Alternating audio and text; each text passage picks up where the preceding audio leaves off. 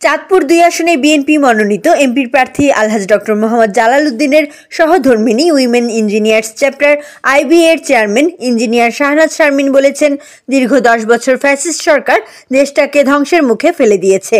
সেই ভাঙাচোরা দেশকে জনকল্যাণমুখী উন্নয়নশীল দেশ গঠনে বিএনপিকে ধানের শীষ প্রতীকে ভোট দিবেন। আজ বৃহস্পতিবার দুপুরে মতলব উত্তর উপজেলা পরিষদে তারেক রহমানের রাষ্ট্র কাঠামো সংস্কারে ৩১ দফা লিফলেট বিতরণ ও ধানের শীষ প্রতীকের প্রচারণা শেষে এসব কথা বলেন তিনি আরও বলেন, দেশের মানুষের চাহিদা অনুযায়ী বর্তমান সরকার আগামী ফেব্রুয়ারিতে নির্বাচনের আয়োজন করেছেন। সে অনুযায়ী যথাসময়ে নির্বাচন হবে। বাংলাদেশের মানুষ এবার ধানের শীষে ভোট দিয়ে বিএনপিকে রাষ্ট্র ক্ষমতায় আনবে। সেই ধারাবাহিকতায় চাঁদপুর ২ আসনে জনগণের প্রাণের নেতা ডক্টর জালাল উদ্দিনকে ধানের শীষে ভোট দিয়ে জয়যুক্ত করবেন ইনশাআল্লাহ।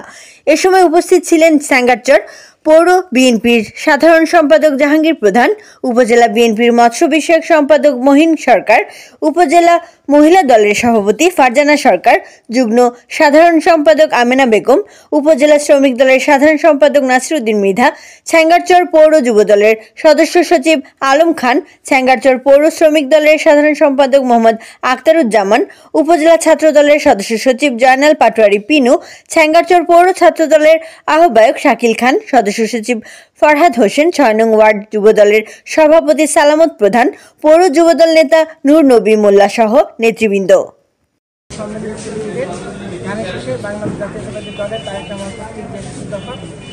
বিতরণ করে আমরা ভোট চাইলাম এবং বিভিন্ন দপ্তরে আমরা আজকে গেলাম, বিভিন্ন দপ্তরের অফিসাররা বাইরে, তারপর এখন প্রকাশ করবো ভোট মার্কেট ভোট দিচ্ছে। এটা আমার মনে হচ্ছে যে সবাই, কারণ জালাল শেখ শুধু কোনো দলীয় মানে ওনাকে কোনো দলীয় দৃষ্টিকোণ থেকে দেখলে বিচার করা হবে না। উনি কিন্তু অনেক আগে থেকেই মতলবের জন্য মানুষের জন্য কাজ করে, যেহেতু মতলব ওনার জন্ম এখানে জন্ম, এই মতলবের জন্য আমার আলাদা একটা টান আছে। সেটা শুধু রাজনীতির জন্য টান, দলীয় দৃষ্টিকোণ থেকে ওনাকে দেখতে হবে না, উনি দলীয় দৃষ্টিকোণের বাইরে দিয়েও সবার জন্য কাজ করে। আমি এখন ওনার ওয়াইফের সাথে ওনার এমন অনেক জানি যে সবার উদ্দেশ্যে বলবো যে এই ২০২৬ সনের ফেব্রুয়ারিতে যে জাতীয় নির্বাচন হবে, এটা আমাদের দেশের জন্য জাতির জন্য খুবই একটা গুরুত্বপূর্ণ বিষয়। এই নির্বাচনের আমরা যদি সঠিক আমরা প্রার্থীকে নির্বাচিত করতে না পাই, তাহলে গত আওয়ামী লীগ আমলে যে আমাদের দেশটা ধ্বংসের দ্বারপ্রান্তে চলে গেছে, সেটা তো আমরা ফেরত আনতে পারবো। কাজে আমাদের দেখতে হবে যে যোগ্য ব্যক্তিকে, সেই দিক থেকে আমরা যোগ্য ব্যক্তিকে আমাদের ভোটার এবং সাধারণ ভোটারের জন্য ভোট দেয়। এবং এই আসনে আমি তো দেখি যে সব প্রার্থীর মধ্যে আমাদের ডক্টর মোহাম্মদ জালাল যোগ্যতার দিক দিয়ে, জনগণের দিক দিয়ে, সামাজিক